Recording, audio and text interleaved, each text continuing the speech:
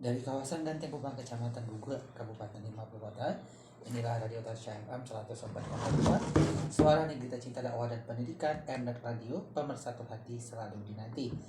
Assalamualaikum warahmatullahi wabarakatuh. Selamat pagi sahabat sehat Mari Bro, kaum muslimin dan muslimat dimana saja Anda berada, mengawali pekan kita hari Senin 7 Juni 2021 atau 26 Syawal 1442 Hijriah. Kembali kita bersua di udara di ajang tausiah bersama jamu tetes Mari Pro, makin nyata makin terasa lebih dari jamu tetes biasa. Insya Allah hingga setengah 8 waktu Indonesia Barat nanti kita akan mengisi pagi sahabat sehat Mari Pro ya, tentunya dengan alunan pengajian dari Ustadz UG. Dan nanti sahabat sehat Mari Pro bisa bergabung di 0823 86447487 dan via SMS 0823 918534040 untuk bertanya seputar pengajian dengan Ustadz Uge. Dan alhamdulillah di studio kita telah hadir Ustadz kita. Assalamualaikum Ustadz Uge. Waalaikumsalam warahmatullahi wabarakatuh. Sehat Ustadz? Alhamdulillah sehat. Silakan disapa dulu sahabat kita Ustadz. Ya, assalamualaikum semuanya sahabat Mari Pro dimanapun Anda berada. Semoga pada pagi ini dalam keadaan sehat. Amin. Apa tema kita pagi ini Ustadz? Amalan di bulan Syawal. Amalan di bulan Syawal. Ya sahabat sehat Mari Pro, ini dia pengajian dari Ustadz UG, amalan di bulan Syawal. Silakan Ustadz. Bismillah. Assalamualaikum warahmatullahi wabarakatuh. Alhamdulillahi rabbil alamin.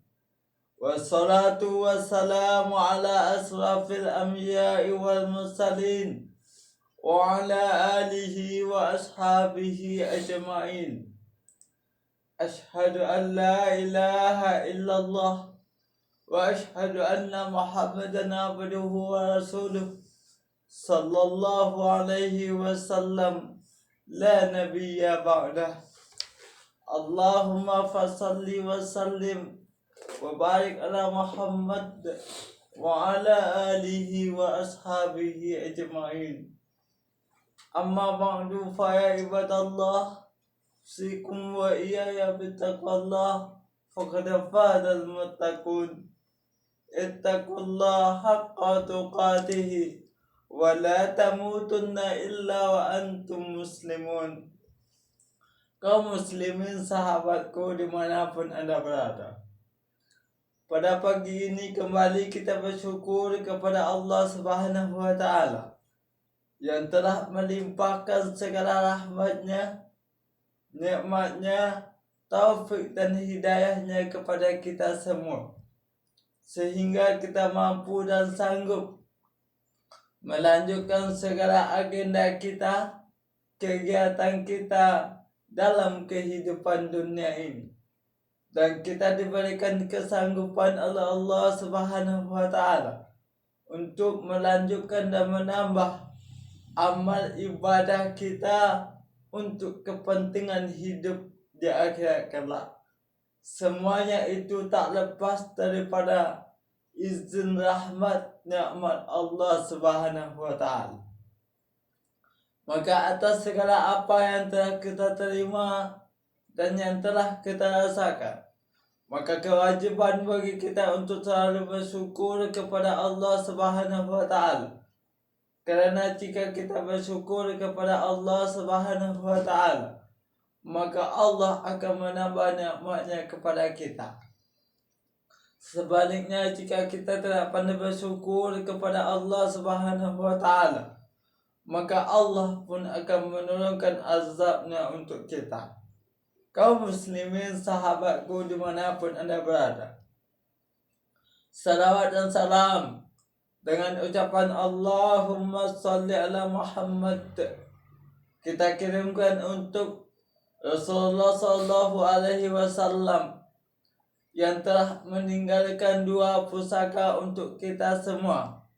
Apabila kita berpegang teguh kepada dua yang ditinggalkan Rasul, maka Rasulullah sallallahu alaihi wasallam mengatakan, lan tadillu abada, tidak akan sesat untuk selama-lamanya. Maka jadikan Al-Quran dan Sunnahnya sebagai pedoman dalam kehidupan kita. Kaum muslimin, sahabatku dimanapun Anda berada, pada saat ini kita masih diberikan kesempatan hidup oleh Allah Subhanahu wa Ta'ala, yaitu hidup pada bulan Syawal pada tahun ini. Artinya apa? Tentulah kesempatan kita menambah amal ibadah kita, memperbanyak pahala kita di sisi Allah Subhanahu wa Ta'ala semakin ada untuk kita. Maka dengan kesempatan yang masih ada yang Allah berikan untuk kita menambah amal kita dan ibadah kita, maka pergunakan kesempatan itu sebelum habisnya kesempatan dalam kehidupan kita. Maka pada bulan Syawal ini sebetulnya adalah bulan yang penuh dengan peningkatan amaliyah yang telah kita lakukan, amalan yang telah kita kerjakan, pahala ibadah yang telah kita raih. Maka sungguh kesempatan saat ini meningkatkan amal kita kepada Allah Subhanahu wa Ta'ala. Amal kalau tidak ditingkatkan, ibadah kalau tidak ditingkatkan, tentulah ibadah dan amal kita tentu seperti itu saja. Nggak ada penambahannya, nggak ada poinnya yang lebih daripada yang telah kita lakukan. Maka kerugian sebetulnya. Hidup kalau nggak ada peningkatan termasuk ibadah, maka suatu kerugian yang akan kita dapatkan. Kenapa? Kalau hari ini sama saja dengan hari yang akan datang, rugi. Begitupun hari yang lalu sama saja dengan hari saat ini, rugi. Jadi jika kita ingin beruntung dalam kehidupan dunia wal akhirah, maka hari ini harus lebih baik daripada hari-hari yang telah berlalu. Maka amalan ibadah pada bulan Syawal ini mesti kita tingkatkan. Maka apa saja bentuk amalan ibadah yang bisa kita lakukan dan tingkatkan pada bulan Syawal ini? Mari kita lihat satu persatu, yang insya Allah apapun yang kita sampaikan nantinya, suatu amal ibadah yang bisa kita lakukan di bulan Syawal ini bisa menambah amal ibadah dan pahala kita di sisi Allah Subhanahu wa Ta'ala. Maka tema yang kita angkat pada saat ini adalah amal ibadah pada bulan Syawal. Kaum muslimin, sahabatku dimanapun Anda berada, yang pertama, amalan atau ibadah yang bisa kita lakukan sebagai peningkatan ibadah di bulan Syawal ini adalah puasa 6 hari di bulan Syawal. Setelah kita melakukan ibadah puasa yang wajib di bulan Ramadan, setelah bulan Syawalnya datang, Allah berikan lagi kesempatan untuk menambah ibadah kita, berpuasa di bulan Syawal sebanyak 6 hari. Jadi dapat dikerjakan oleh kita, khususnya umat muslim, di bulan Syawal melakukan puasa sunnah selama 6 hari. Pahalanya luar biasa, sangat mulia, dan hanya diberikan untuk orang-orang yang menunaikan ibadah puasa selama 6 hari di bulan Syawal. Allah berikan pahala yang luar biasa. Dalam sebuah sunnah dikatakan bahwasanya orang yang berpuasa pada 6 hari di bulan Syawal itu mendapatkan pahala berpuasa seperti setahun penuh. Luar biasa. Setahun penuh, ibaratnya kita berpuasa 1 tahun penuh. Jadi kalau kita telah melakukan ibadah puasa di bulan Ramadan lalu kita tunaikan ibadah puasa 6 hari di bulan Syawal, itu Allah samakan pahalanya sama dengan orang yang berpuasa 1 tahun penuh. Mana ada orang yang sanggup, mungkin nggak ada orang yang sanggup mungkin berpuasa 1 tahun penuh. Jangankan 1 tahun penuh, 1 bulan saja orang sudah susah untuk berpuasa, apalagi orang yang tidak beriman. Ini sama pahalanya dengan berpuasa 1 tahun penuh. Gimana caranya? Yaitu menunaikan ibadah puasa sunnah 6 hari di bulan Syawal. Kaum muslimin sahabatku dimanapun anda berada, jadi mumpung masih ada bulan Syawal, seandainya kita belum menunaikan ibadah puasa 6 hari di bulan Syawal, maka kesempatan itu masih ada buat kita. Lebih kurang mungkin 4 hari 5 hari ke depan, yang bagi yang telah menunaikan ibadah puasa sunnah di bulan Syawal mungkin yang lalu belum cukup, maka insya Allah bisa kita cukupkan untuk 6 hari berpuasa di bulan Syawal. Kaum muslimin sahabatku dimanapun anda berada, yang kedua, amal ibadah yang dapat kita lakukan di bulan Syawal ini sebagai peningkatan ibadah kita adalah perbanyak melakukan i'tikaf.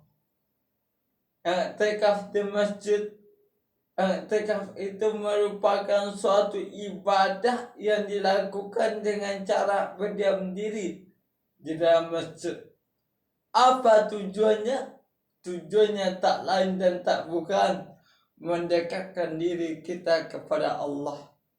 Banyak di masjid, banyak berdiam diri di masjid, banyak berzikir di masjid, banyak baca Al-Quran di masjid, banyak beribadah di masjid.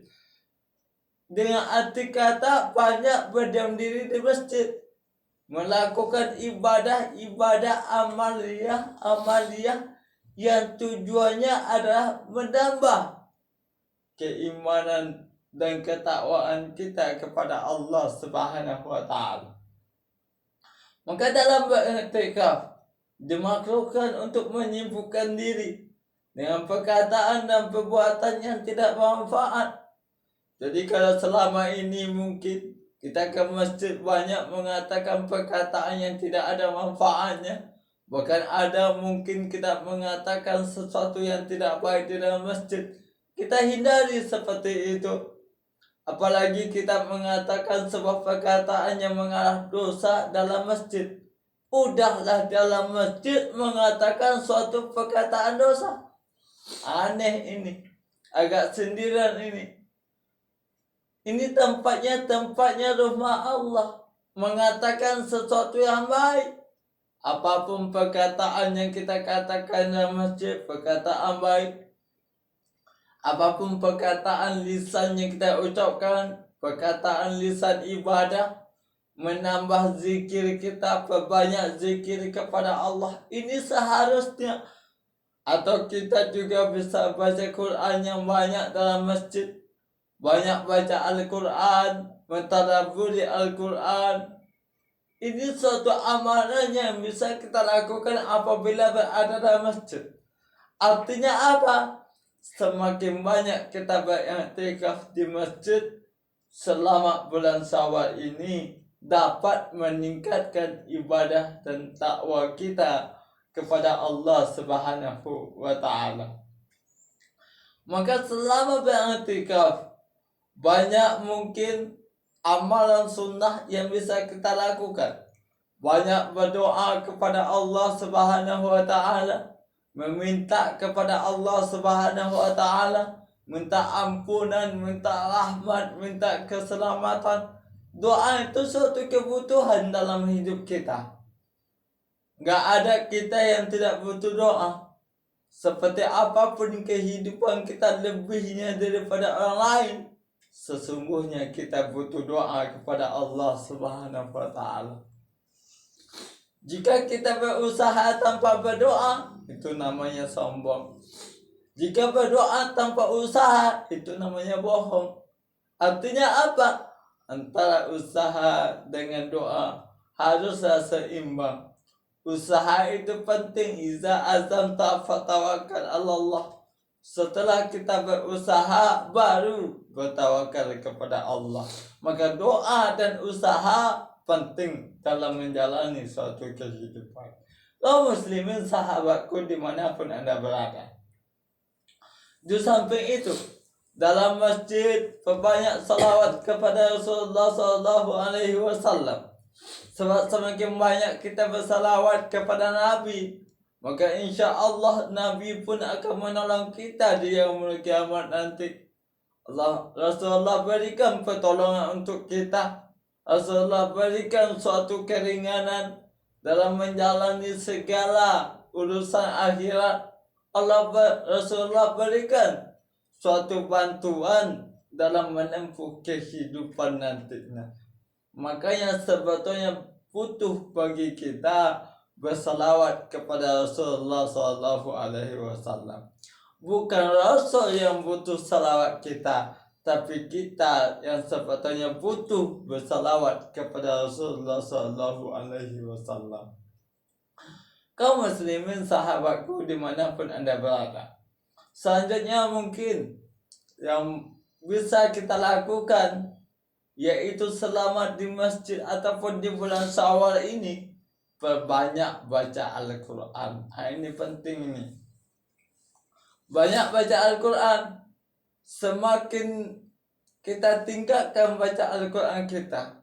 Yang anehnya ini, selama bulan Ramadan berlomba-lomba baca Al-Quran.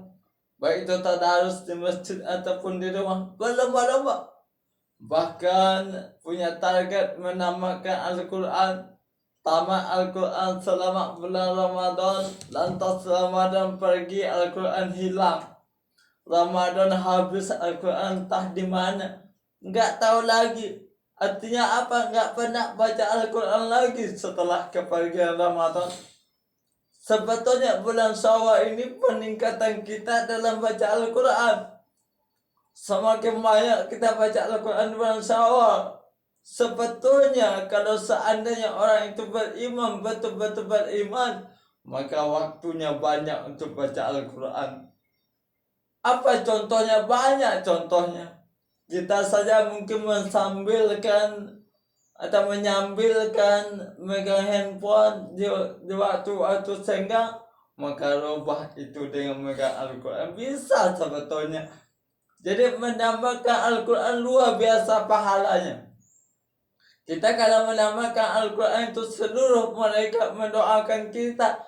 Itulah luar biasanya baca Al-Quran. Al-Quran itu sebagai petunjuk dan sebagai penjelas dan pembeda bagi kita. Mana yang hak, mana yang batil.